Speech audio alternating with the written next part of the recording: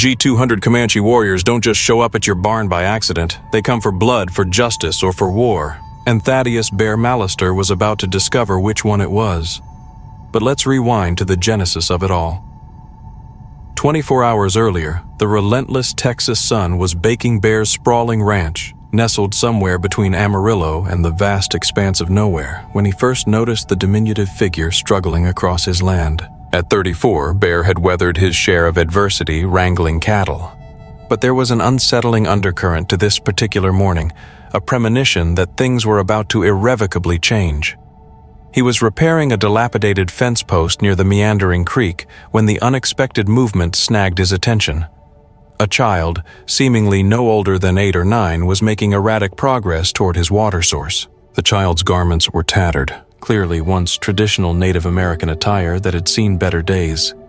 Even from a distance, the stark reality of hunger etched upon each labored step was impossible to ignore. Most ranchers in these parts would have instinctively reached for their rifle, deferring questions for later. The volatile relationship between the encroaching settlers and the indigenous Comanche tribes was characterized by persistent tension, with cycles of raids and retaliations keeping everyone perpetually on edge. But Bear had always been an anomaly, perhaps to a fault.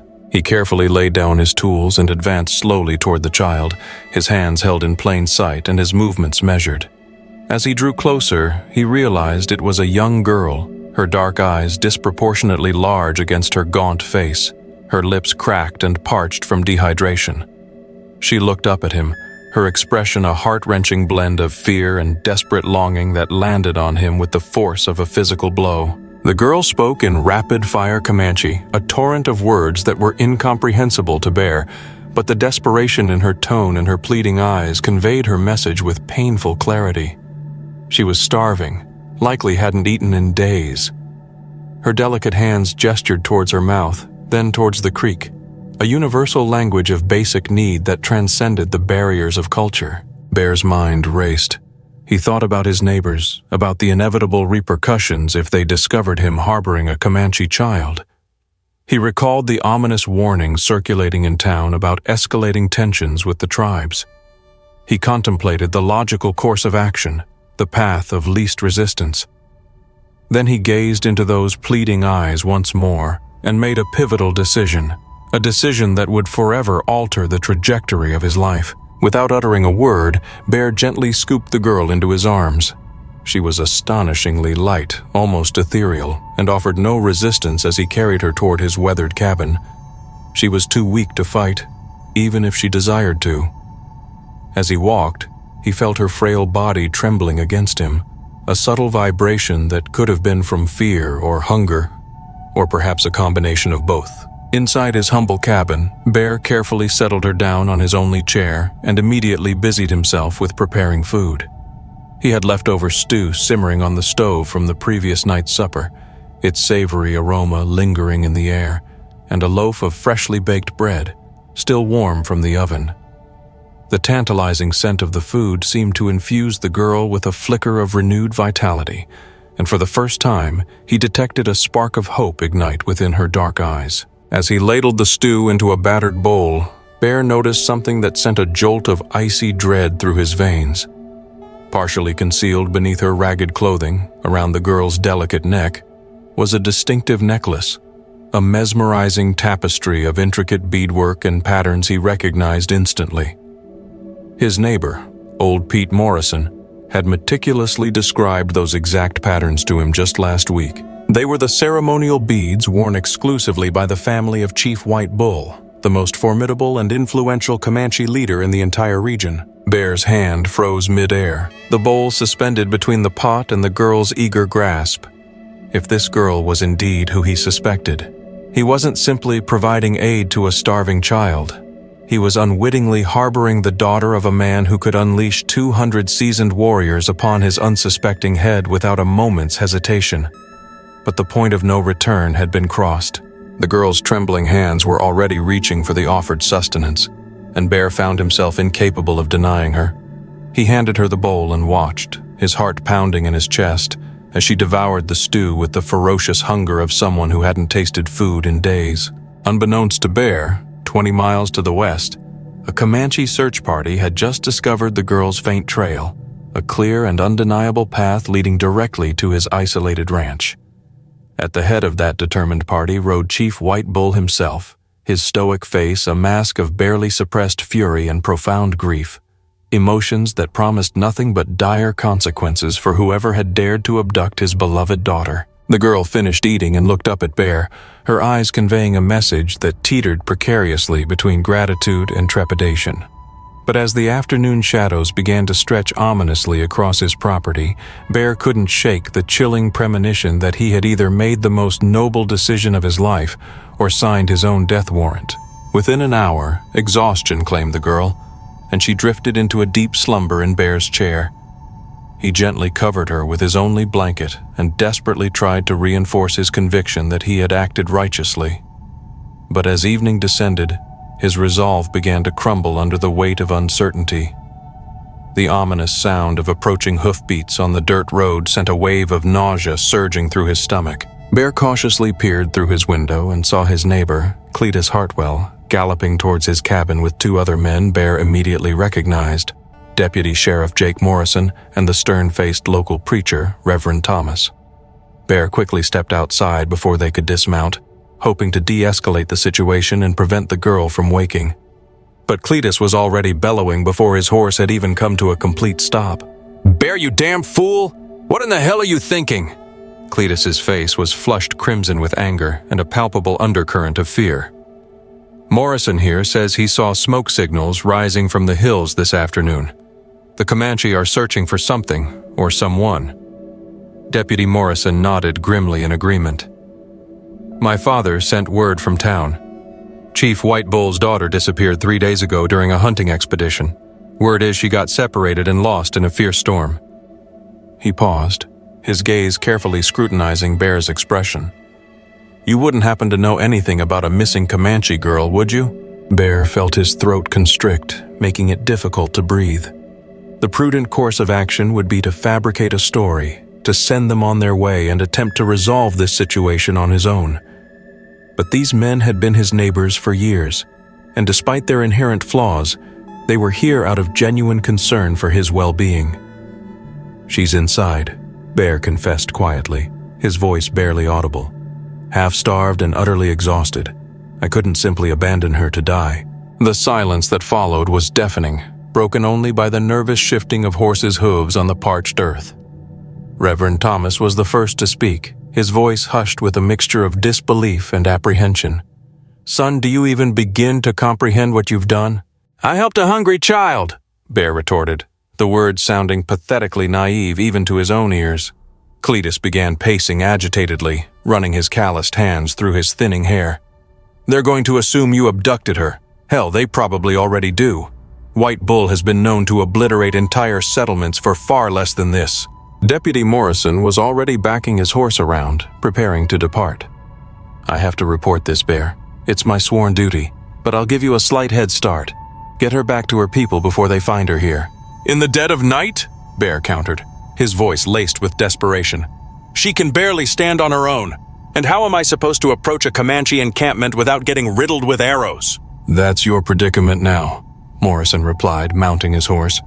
"I'm riding to town to alert everyone else. If White Bull decides to make an example of you, he might not confine his retribution to just your ranch." As the three men rode off into the encroaching darkness, Bear stood alone, the weight of his decision crushing down on him. He could hear the girl's shallow breathing emanating from the cabin. He contemplated saddling his horse and attempting to locate the Comanche camp, but that felt like a suicide mission. He considered loading her into his wagon and trying to reach the nearest town, but that would only exacerbate the situation, escalating the conflict and endangering countless innocent lives. The stark truth was that there was no easy escape.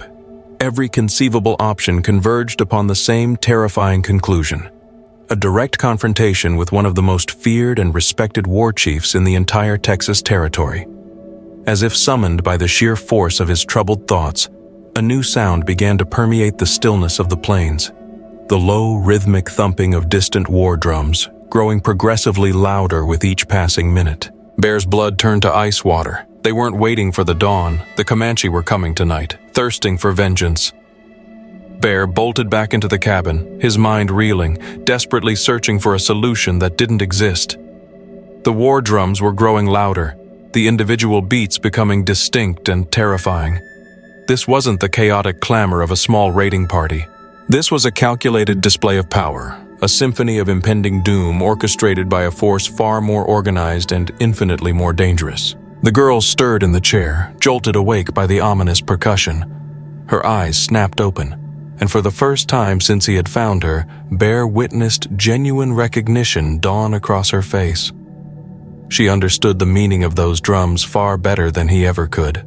She began speaking rapidly in Comanche, pointing frantically toward the door and then at herself. Even without understanding the specific words, Bear could discern the abject panic in her gestures. She was attempting to convey something of paramount importance, but the language barrier rendered effective communication virtually impossible. Bear knelt down beside her chair, striving to maintain a semblance of composure. "I know you can't understand me, little one, but I'm desperately trying to help you. Those drums, that's your people coming for you, isn't it?" The girl nodded emphatically, then grabbed Bear's shirt and tugged him urgently toward the window. She pointed outside and then held up both hands, opening and closing her fingers repeatedly. Bear focused intently, counting along with her movements. 10, 20, 30. She continued until she had reached what appeared to be 200. Bear's legs went weak beneath him. 200 warriors. He had been foolishly clinging to the hope that perhaps a handful of angry braves would arrive, a number he could somehow attempt to reason with. But 200? That was a force capable of reducing every ranch within a 50-mile radius to smoldering ashes. The drums abruptly ceased, and the ensuing silence was even more oppressive than the relentless drumming had been. Bear crept cautiously to the window and peered out into the impenetrable darkness. At first he saw nothing. Then, like spectral apparitions materializing from the night itself, he began to discern shapes moving stealthily across his property. They advanced in perfect formation, warriors on horseback arranged in a wide, encompassing semicircle that was slowly and inexorably tightening around his cabin. Even in the dim moonlight, Bear could distinguish the elaborate war paint adorning their faces, the eagle feathers adorning their hair, and the deadly weapons held firmly in their hands. These weren't men who had come to parley. The girl tugged insistently on Bear's sleeve again, this time gesturing towards herself and then towards the door. She clearly wanted to go to them, but Bear was paralyzed by indecision, unsure whether that action would alleviate the situation or plunge them both into deeper peril. What if they mistakenly believed he had harmed her? What if they refused to believe she had come to him willingly? A solitary voice echoed from the darkness, speaking in English with a pronounced accent, yet maintaining a chilling clarity. "White man, we are aware that you have taken something that rightfully belongs to us. Release the girl and perhaps you will live to see the dawn." Bear's mouth went bone dry. The voice exuded an undeniable aura of authority. This had to be Chief White Bull himself. Bear had heard countless stories about the man, tales of how he had successfully united several disparate tribes under his command, how he had never suffered a defeat at the hands of the U.S. cavalry. And now Bear was about to confront him, facing the potential for a conversation that could end with everyone present lying dead on the unforgiving earth. Bear took a tentative step toward the door, but the girl grabbed his arm with surprising strength for someone so frail.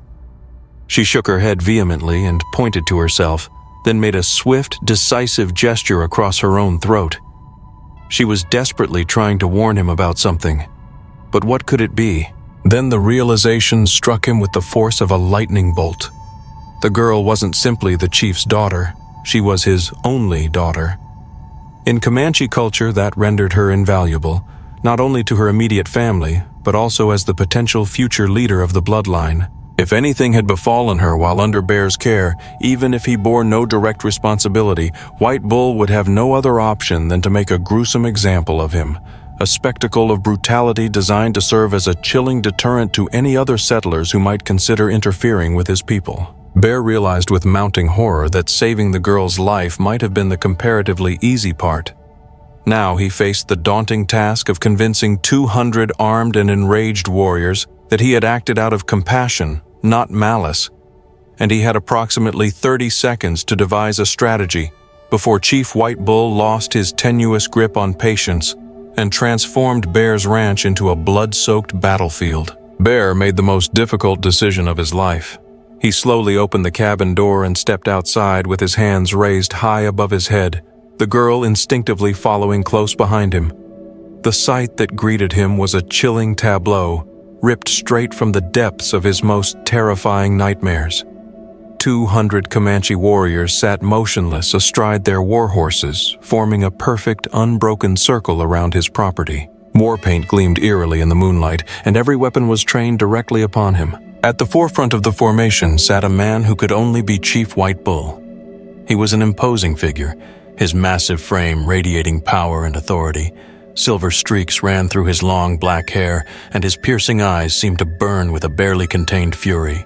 The girl broke free from Bear's side and ran towards her father, calling out to him in Comanche, but instead of the joyous reunion Bear had naively anticipated, White Bull's expression only darkened further. The chief dismounted and knelt beside his daughter, examining her meticulously as she spoke rapidly, gesturing back towards Bear's cabin. Bear couldn't decipher the words, but he could interpret the chief's body language with chilling accuracy.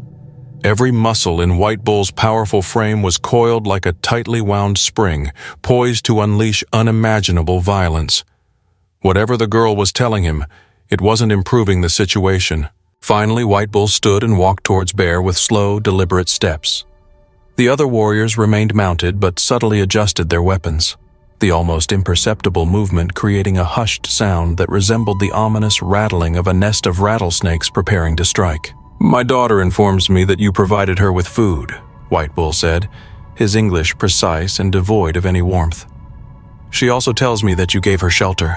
He stopped just outside of arm's reach, close enough that Bear could discern the intricate scars etched upon the chief's broad chest, indelible marks that served as a testament to countless battles won and enemies vanquished. "Yes," Bear replied, striving to keep his voice steady despite the fear that threatened to overwhelm him. "She was on the verge of starvation.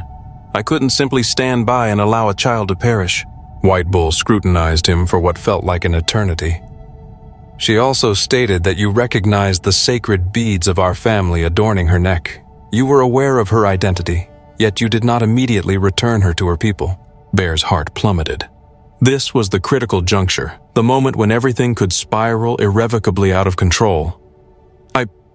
I intended to bring her back in the morning. She was too weak to undertake the journey at night."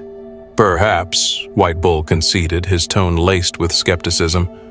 "Or perhaps you envisioned keeping her as a valuable prize, to be bartered back to us in exchange for cattle or horses, or the guarantee of safe passage through our ancestral lands." The damning accusation hung in the air like the acrid smoke emanating from a funeral pyre. Bear could feel the collective weight of 200 pairs of eyes bearing down on him, the expectant gaze of warriors poised to transform this tense conversation into a brutal massacre at their chief's signal. "That's not the truth," Bear vehemently denied. "I never sought anything in return. My only motivation was to alleviate the suffering of a helpless child, if you were in my place." White Bull raised his hand abruptly, silencing Bear's impassioned plea. In a single, synchronized movement, every warrior drew back their bowstrings. The chilling sound of 200 arrows being knocked in unison was like the very embodiment of death taking a deep breath.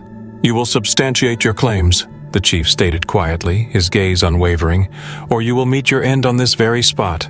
Bear's mind raced frantically as he stared at the 200 razor-sharp arrow points glinting menacingly in the faint moonlight. "How do you prove your inherent goodness to a man who has only ever witnessed treachery from your kind?" Then, a sudden inspiration struck him, illuminating his desperate situation like a beacon in the darkness. "Your daughter was wearing this when I discovered her," Bear said slowly, reaching carefully into his pocket. Every warrior tensed, their grip tightening on their weapons. But he produced only a small, insignificant piece of torn fabric, a fragment of the girl's original clothing that had snagged on his fence post. "I retained it because I thought you might desire proof that I inflicted no harm upon her." White Bull examined the scrap of fabric, a flicker of recognition registering in his hardened eyes. It was, without a doubt, a piece from his daughter's ceremonial dress, the very garment she had been wearing when she vanished. "She made her way to my water source," Bear continued, his voice growing stronger with each word. I possessed the power to drive her away, to shoot her as a trespasser on my land. Instead, I carried her tenderly to my humble home. I shared my own meager food with her and offered her my only blanket. I asked for absolutely nothing in return. The girl spoke up suddenly, tugging on her father's arm and gesticulating back towards the cabin. She ran to the door and beckoned for him to follow. Perplexed but intrigued, White Bull gestured for Bear to accompany them inside. Within the cabin, the girl pointed towards the chair where she had rested, then to the empty bowl from which Bear had served her stew. She mimed the actions of eating and sleeping, then pointed at Bear and flashed him a radiant smile, the first genuine smile he had witnessed from her since their initial encounter. But White Bull's keen attention was focused on something else entirely. Upon the rough-hewn table sat Bear's most cherished possession, a small, faded tintype photograph of his beloved family, his cherished wife and young son, both tragically lost to a devastating cholera outbreak 3 years prior. The fragile image was worn from constant handling and was reverently framed by a delicate arrangement of dried wildflowers that Bear meticulously replaced each week, a small act of remembrance and devotion. "You too have experienced the anguish of losing children," White Bull said quietly, and for the first time, his voice conveyed something other than cold anger. "My boy was approximately her age," Bear replied, his throat tight with emotion. "Perhaps that is the reason I could not bring myself to turn her away." White Bull gently picked up the photograph, carefully studying the faces of Bear's lost family, recognizing the universal grief that permeated their image. Outside, the Comanche warriors maintained their unwavering vigilance, but a subtle shift in the atmosphere was undeniable. The palpable tension had dissipated slightly, replaced by a nascent sense of curiosity and uncertainty. The girl continued to chatter animatedly in Comanche, seemingly recounting every minute detail of how Bear had selflessly cared for her. "She says," White Bull translated, "that you possess the power to exploit her vulnerable position. A lone white man in possession of a Comanche child could have demanded a hefty ransom or used her as a shield for protection. Instead, you simply offered her sustenance and allowed her to rest." Bear nodded in silent agreement. "I harbor no ill will towards your people, Chief. I simply tend to my land and strive to coexist peacefully." White Bull remained silent for what felt like an eternity, his gaze fixed intently on the photograph. When he finally spoke, his words caught everyone completely off guard, including his own daughter.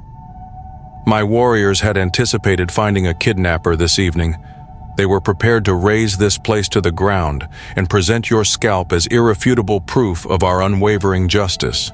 He set the photograph down carefully, his movements deliberate. "Instead, we have encountered a man who extended kindness to a child who could have been perceived as his enemy." Bear felt a fragile tendril of hope unfurl within his chest, but he could also detect restless movements from outside the cabin. 200 warriors had ridden here with the expectation of bloodshed, and their chief was speaking of compassion and mercy. Such a dramatic departure from their ingrained expectations could quickly ignite a far more unpredictable and dangerous form of violence. "But a problem remains," White Bull continued, and Bear's tenuous hope began to crumble. "My warriors cannot return to their families empty-handed. They cannot recount to their wives and children that we embarked on a mission to punish a transgression and returned with nothing but empty words." Bear's blood ran cold. "What are you implying?" "I am implying that, even though your intentions were ostensibly honorable, you have inadvertently created a situation that demands resolution. My people anticipated justice this evening, and if they are denied that satisfaction—" White Bull gestured towards the door, where the volume of agitated voices had begun to escalate.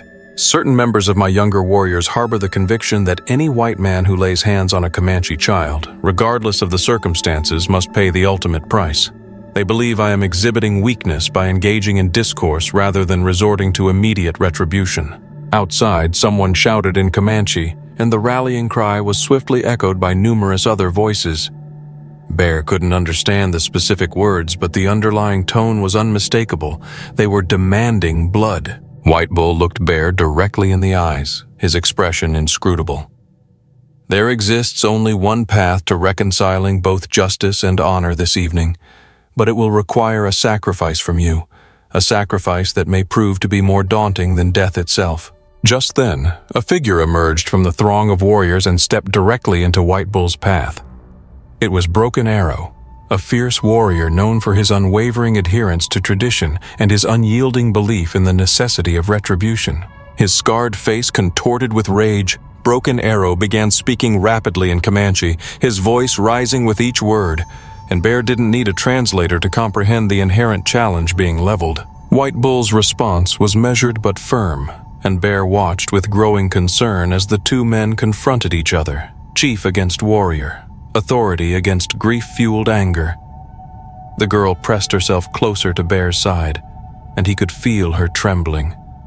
Other warriors began to gravitate towards one side or the other, some aligning themselves behind Broken Arrow, others remaining steadfastly loyal to their chief. The rigid discipline that had characterized their arrival was beginning to fray, and Bear realized with dawning horror that he was witnessing a schism that could potentially tear the tribe apart. Broken Arrow raised his lance, its sharpened tip glinting menacingly in the firelight, and pointed it directly at Bear. He shouted something that elicited nods of approval from several warriors. White Bull's jaw tightened, and when he spoke again, his voice carried the unmistakable weight of a final warning. But Broken Arrow remained defiant. He took another step forward, closing the distance until the point of his lance was almost touching White Bull's chest. The challenge was clear. Either adhere to the ancient ways of blood for blood, or be forever branded as weak and indecisive by the younger generation of warriors. That was when the girl performed an action that no one, not even Bear, could have anticipated. She stepped bravely between the two men, placing herself directly in the path of the looming conflict. Then, with a poise and authority that belied her tender years, she began to speak in rapid, passionate Comanche. Her youthful voice sliced through the oppressive tension like a razor-sharp blade, and Bear watched in astonishment as Broken Arrow's expression underwent a dramatic transformation, shifting from blind rage to bewildered confusion, and finally settling on something that resembled shame. White Bull provided a quiet translation. She is recounting in meticulous detail everything that transpired, how she became separated from her hunting party during the storm, how she wandered for days without food or water, enduring unimaginable hardship, how she had resigned herself to dying alone on the desolate prairie until you found her. The girl continued her impassioned plea, her voice growing stronger and more resolute with each passing word. She gestured emphatically towards Bear, then towards herself, then mimed the actions of eating and sleeping. She was vividly narrating the story of her rescue, conveying the depth of Bear's compassion and the sincerity of his actions. And even those warriors who had initially rallied behind Broken Arrow were listening intently, their expressions beginning to soften. "Now she is describing your family photograph," White Bull continued, recounting how she could perceive the profound sadness in your eyes whenever you gazed upon it. She is arguing that you offered her aid because you understood the pain of loss, not because you harbored any desire to harm our people. Broken Arrow lowered his lance slightly, but his face still betrayed lingering doubts. He spoke again, this time directing his words specifically to the girl, and Bear caught a single word that he recognized. Wasichu, the Comanche term for white man, a term rarely uttered with affection. The girl's response was immediate and fierce. She stepped closer to Broken Arrow, her voice ringing with such unwavering conviction that several warriors actually took a step backwards. Whatever she was saying, it was undeniably having a profound impact. "She is asking him if he has children," White Bull translated, surprise evident in his voice. "She is asking him what he would expect a stranger to do if his own child was dying of hunger in the unforgiving wilderness." Broken Arrow's lance fell limply to his side, the fight visibly draining out of him. The girl wasn't finished. She continued to speak, her words now directed towards all the warriors gathered around them. Bear could feel the effect rippling through the crowd as hardened faces began to betray a flicker of humanity. "She is asserting that judging you for your act of kindness would render us no different from the cold-blooded soldiers who kill without asking any questions. She is proclaiming that if we condemn mercy, we risk becoming the very monsters that the white man believes us to be." The silence that followed was deafening, broken only by the crackling of the fire. 200 warriors sat motionless, silently grappling with the powerful message conveyed by an 8-year-old girl who had just challenged their deepest-held beliefs about justice, revenge, and the fundamental nature of their people. Finally, Broken Arrow spoke, his voice barely audible. White Bull's translation came slowly, each word laden with the weight of centuries of tradition. He says that perhaps the spirits have sent him a teacher instead of an enemy. He says that perhaps wisdom can sometimes emanate from the smallest of voices. Bear felt a tangible shift in the atmosphere that surrounded them. The underlying tension hadn't completely vanished, but it had been transformed into something else entirely. Uncertainty, perhaps, or the nascent stirrings of understanding. White Bull looked at Bear, and for the first time Bear detected something akin to respect in the chief's piercing gaze. "My daughter has accomplished something remarkable tonight.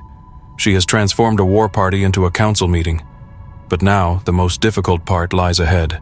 "What do you mean?" Bear asked, his voice barely above a whisper. "Now you must prove to them that her faith in you was not misplaced. Tonight in our village, in front of the elders who have dedicated their entire lives to hating your people."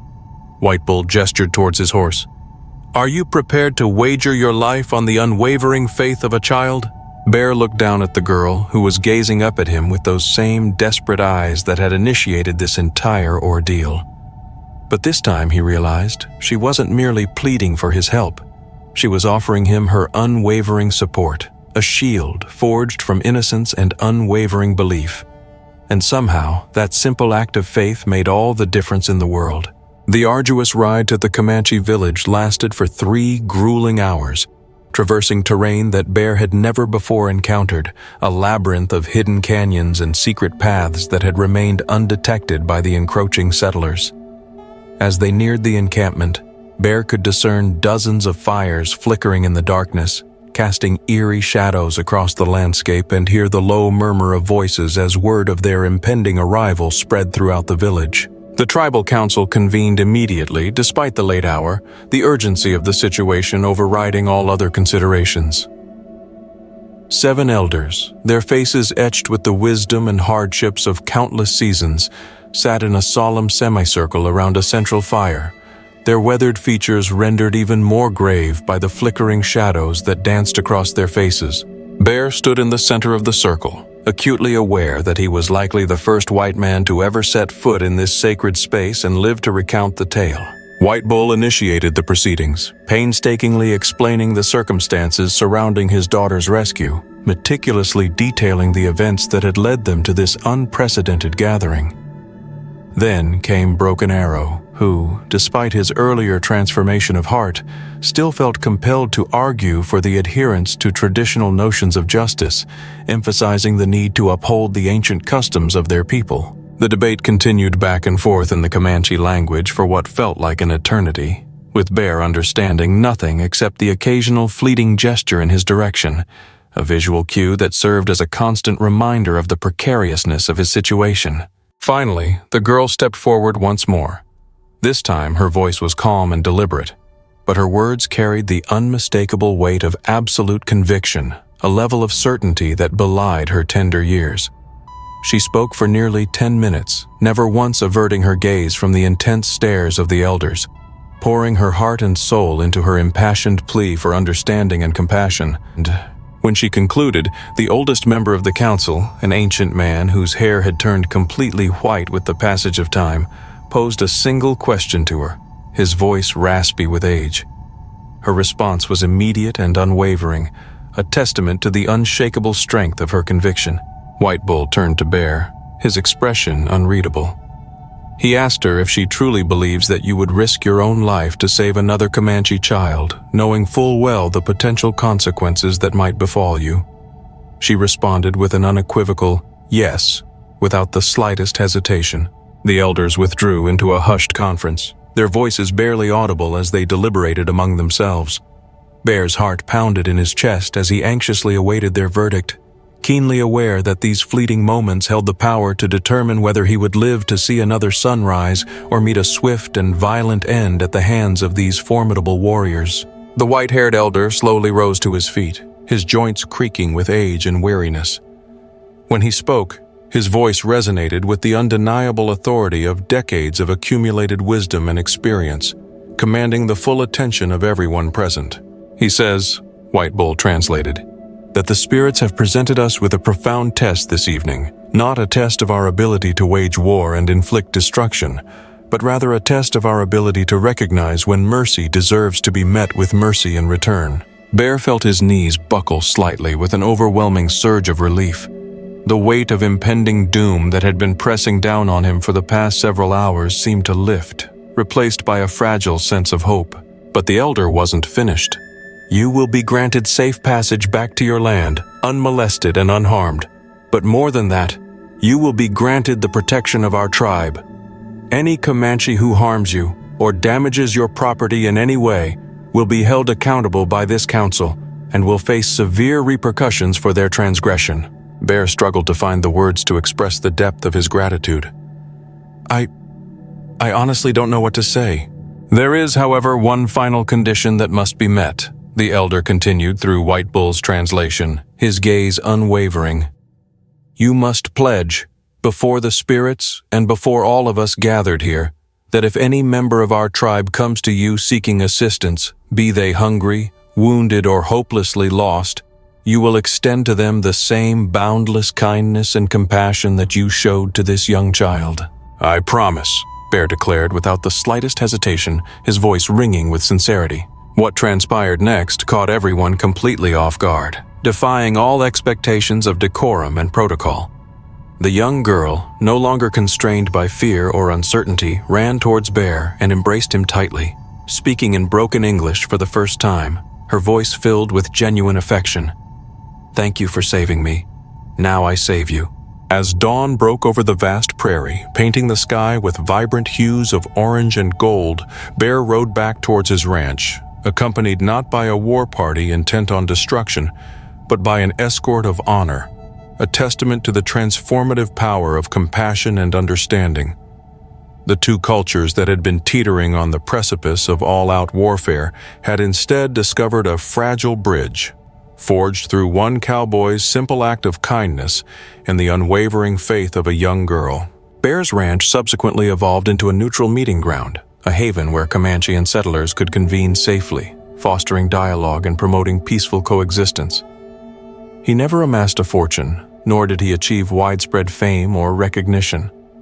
But he lived the remainder of his days secure in the knowledge that even the smallest acts of mercy could prevent the most devastating tragedies.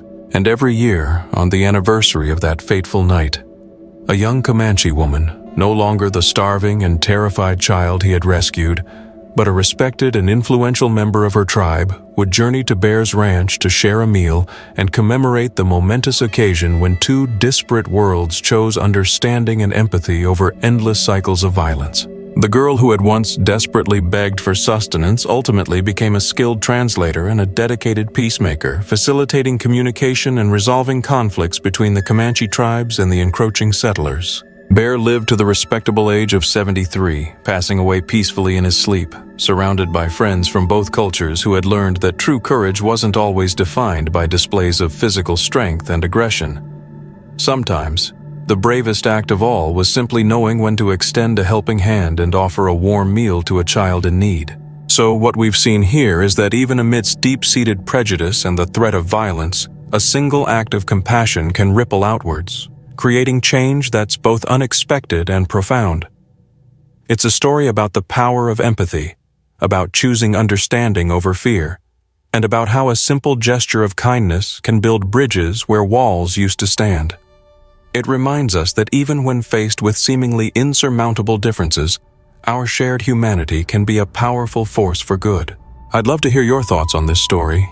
What resonated with you the most?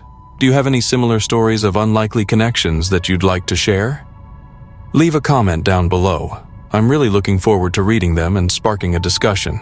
And if you enjoyed this story and want to hear more like it, don't forget to subscribe. That way you won't miss out on any of our future content and we can continue to explore these amazing tales together. Thanks for watching.